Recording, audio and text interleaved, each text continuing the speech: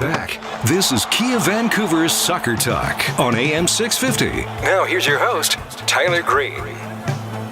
Tonight's Barber Poll brought to you by AnotherFineCut.com. What MLS team does Vancouver hate very much? Tweet us your thoughts with the hashtag Barber Poll to SoccerTalk650 or Tyler Green FC. You can also check out the Facebook page and give us your comments there. Facebook.com/SoccerTalkVan. You're listening to Kia Vancouver Soccer Talk. This is AM 650 Radio in Vancouver. My name's Tyler Green, on Twitter at Tyler Green FC. Contributor Simon Fudge sitting across from me at Simon Fudge 74. And Simon has the latest scores from Italy. 2 games today in the Italian Serie A, and it was the Derby della Scala as Chievo lost 1-0 at home to Hellas Verona. Luca Toni winner in that game. Internazionale 2, Bologna 2 was the other scorer. Mauro Icardi with 2 goals for Inter in that game. Sunday has 6 games in Italy, including second place Roma on the island of Sardinia to play Cagliari, and third place Napoli at Parma. On Monday, the leaders Juventus are at home to Livorno, while Genoa host AC Milan. Time now for the manager's rant, and it's a deep-rooted rivalry fueled by bitterness and anger. Most recently, it was a loss in the finals of the Voyageurs Cup last season, but conspiracy theorists suggest Montreal selected Andrew Wenger in the MLS Super Draft only because the Vancouver Whitecaps wanted him. The Impact then picked Caps player Jeb Brovsky in the expansion draft. Vancouver, in turn, allegedly stole head coach Martin Rennie away from Montreal, swooping in to hire him before the Impact could get the contract papers signed.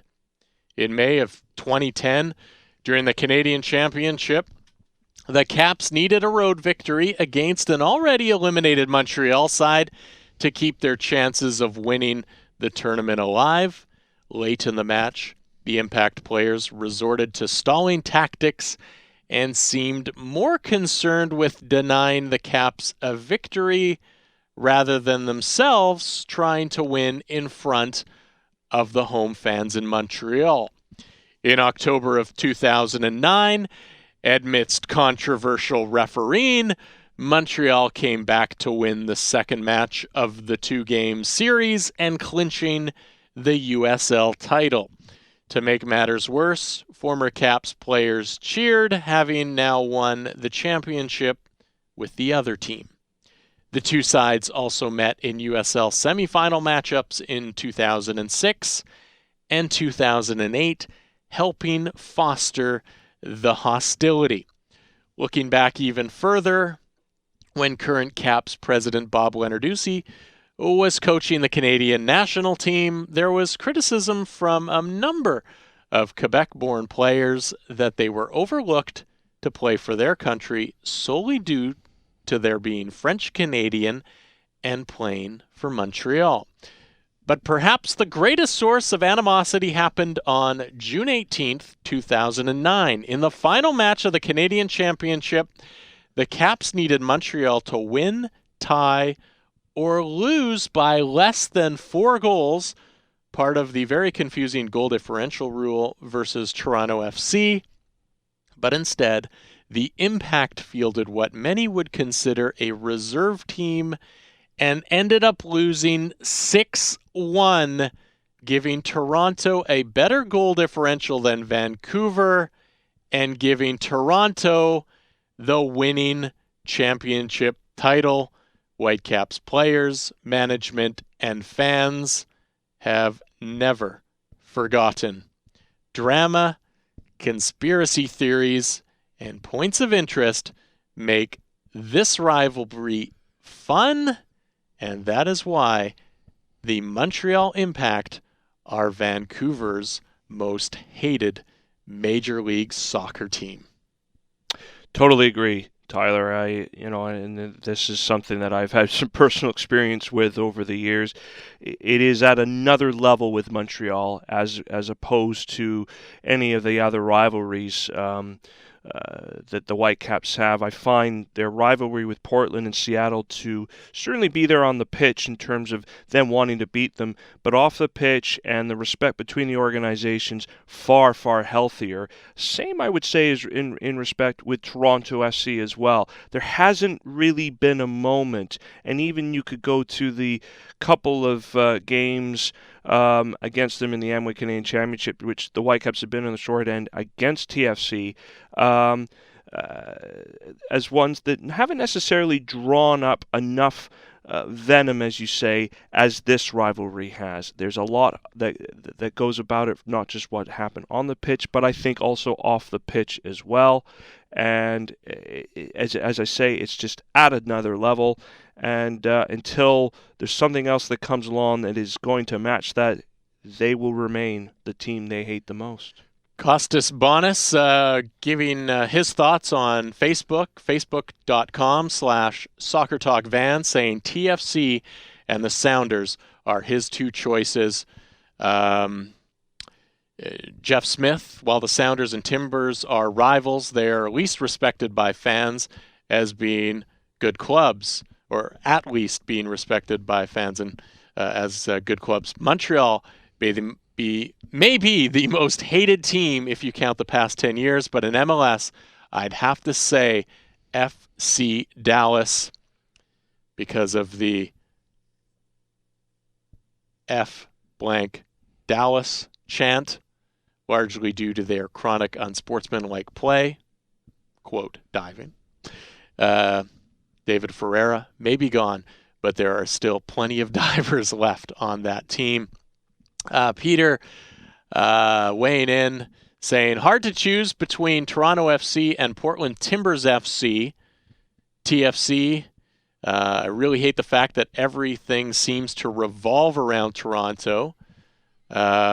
Portland just seems to, that their online population of fans seem to be the most stuck up. So his two choices, he's basically wrote an 8-page essay to us. I've shortened it for him. But Peter weighing in on the Facebook page as well. He also tweeted us, TFC, read my Facebook rant. And it was quite the rant. So you can go to our Facebook page to check it out, which is facebook.com/SoccerTalk.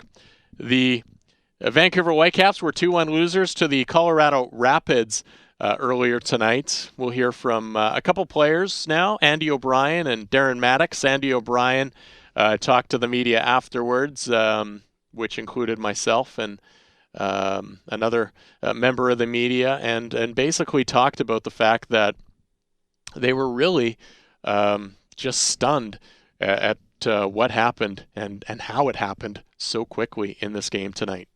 Yeah, I think I've got to be diplomatic with what I say, but yeah, it was quite a turnaround of events. I think from our own position, it was a bit of an indifferent performance from us. It's not been as good as what we'd have liked to have been at home, but still, nonetheless, I don't think that they were brilliant either. And there was not much in the game. Then we managed to get the goal, and then with the sending off, changed the game. Credit to them. I think there were two great finishes, and it's decided the game. Have you seen any finishes like that? No, it's impressive that he's hit one with his left foot, and then he's hit the other one with his right foot. They're both outside the box. Again, there wasn't a great deal of chance. I think their guy had one in the first half where he's hit it with his left foot that's gone by the post, but I don't remember too many sort of clear-cut chances for them, even when we went down to 10 men. So we're disappointed because there wasn't overly that much in the game, but as they say, decisions change games. Carl said that it just kind of happened all of a sudden where you guys had tied it up and then down by one. Can you learn something from that? Maybe slow the game down or anything to make sure that doesn't happen again? Yeah, I think so. I think prior to our goal that we've been trying to play out of the back a little bit more, but I think for about 5 minutes we went long to Darren, and the combination for the goal was a long ball and second balls, and then Darren's got in. So I think it's important that we can mix our game up, and like I say, being aware of when we're trying to play out and teams are pressing us in, we've got an outlet, with Darren, and anticipating the second ball is important. Coming back to the red card, Andy, I mean, there's situations like that happen in soccer games so often where if it's a foul, it's not a foul. Do you think it was handled properly by Matthias, and do you think the ref maybe could have just let the boys play at that point? I think it was a foul. I think in any country, in any other game, it's a foul. So, yeah, you can pick the bones out and say, you play till the whistle and what have you, but I think majority of players on the pitch stopped. Wasn't given, and he's been sent off, and it's changed the game. It was a double blow because we're down to 10 men, and then straight after, we concede a goal, and the magnitude in which we conceded the goal was a kick in the nuts as well. We might try to listen to that clip one more time before the end of the show. But one positive for the Vancouver Whitecaps, and they did play overall a fairly good game. Obviously, getting Matthias Laba sent off was very much a turning point in this one, and they weren't able to hang on and defend well enough to keep the result in their way. But they needed to finish. They needed that all-important second goal. They failed to get that killer instinct, whether it was early in that second half before Laba got sent off. But one of the definite positive points of this game was the fact that Darren Maddox was able to get a goal. He has played very well for this Vancouver Whitecaps side so far this season, doing other things. He's one of the assist leaders in Major League Soccer right now. That may have changed today in terms of the rankings, but going into matches today, he was near the top of the table in assists. But one of the questions that he has been asked through the first 5 weeks of the season, despite the fact that he's playing well, was, is it getting on your nerves? Is it a little frustrating to start scoring goals? You haven't scored one yet. Well, he finally scores one and finally opens up and talks about that question coming up week after week until now. It was annoying. I'm being honest, it was annoying, but I never questioned my ability for a second. I understand, I know what I'm capable of doing, and finally came tonight, so we can put those questions to rest and instead just focus solely on the team.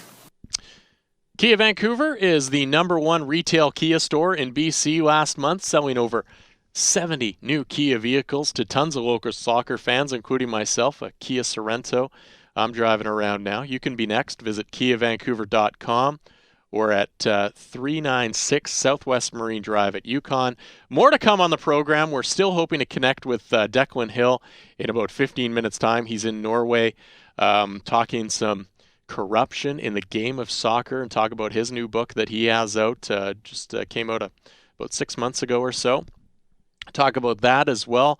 More audio from the post-match today, including Jada Merritt's thoughts on this one, as well as Kenny Miller on the match and Johnny Leverone, possibly a guy that could have replaced Matthias Laba in the middle as the holding midfielder. Did Carl Robinson have that thought of putting him in? We'll get to that audio in just a few minutes, but first, let's find out what's happening around BC in the BC Soccer Bulletin. Here's what's happening throughout the province with the BC Soccer Bulletin. The Adult Provincial Cup competition kicked off this weekend and will end with the finals the weekend of May 10th and 11th at Burnaby Lake West Fields.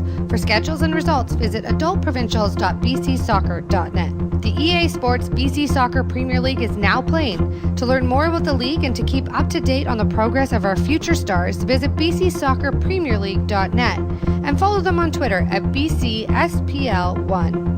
BC Soccer is now accepting scholarship applications as well as nominations for the Clark's Fair Play Award, sponsored by Clark's Recognition Products Limited. To submit an application, go to bcsoccer.net. Tickets are now on sale to see Canada's women's national team play Germany June 18th and Japan October 28th at BC Place. For more information and to sign up for priority access to the FIFA Women's World Cup Canada 2015, visit bcsoccer.net. That was this week's BC Soccer Bulletin. For more on what's happening with the beautiful game throughout the province, visit bcsoccer.net.